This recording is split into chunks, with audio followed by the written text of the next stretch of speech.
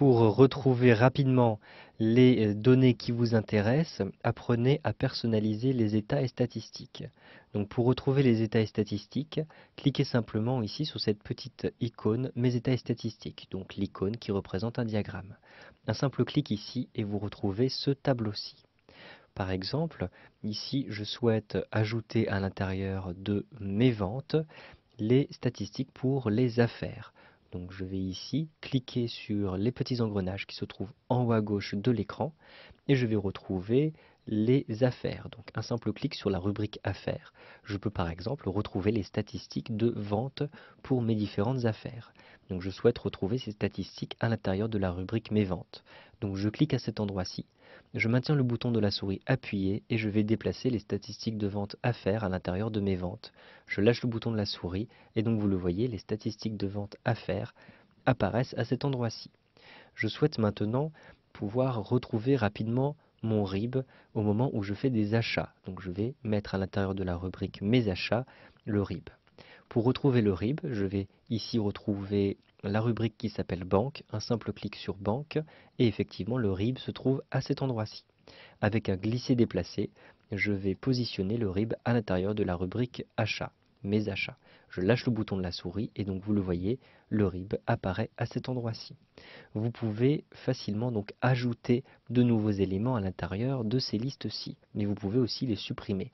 Par exemple, pour mes représentants ici, je n'utilise jamais les cartes visite de mes représentants car ils ont eux-mêmes leur propre carte de visite, donc je n'en crée pas pour eux. Je vais donc supprimer ici cette option. Je positionne le curseur de la souris sur l'option carte de visite et je vais cliquer ici sur la petite croix pour bien supprimer cette option-ci. Et donc vous le voyez, elle a disparu de mes représentants. Ensuite, je souhaite renommer par exemple un libellé. Pour le RIB, je souhaite par exemple rentrer relevé d'identité bancaire. Donc je vais retrouver ici les achats, le RIB, et je vais cliquer sur le crayon comme ceci.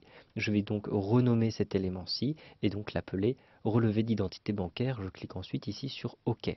Lorsque je positionne le curseur de la souris sur mes achats, j'ai effectivement le nouveau libellé qui apparaît ici. Vous avez ensuite les différents paramètres. Donc toutes les actions n'ont pas forcément de paramètres, mais lorsque vous avez cette icône-ci, vous pouvez modifier les paramètres. Je clique ici sur donc, les paramètres pour mon RIB.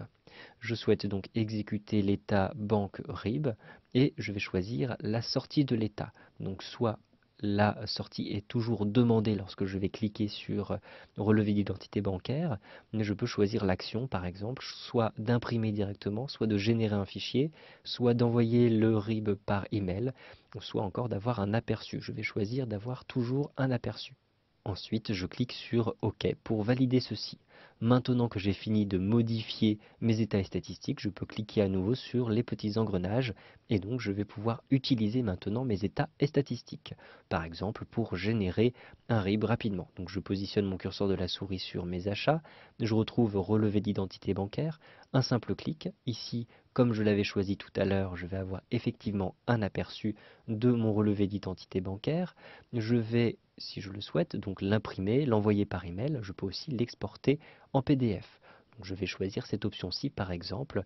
Je vais exporter tout en PDF d'un simple clic. Ensuite, je choisis l'emplacement du fichier PDF, par exemple sur le bureau. Je vais nommer le fichier, par exemple RIB. Ensuite, je clique ici sur Enregistrer.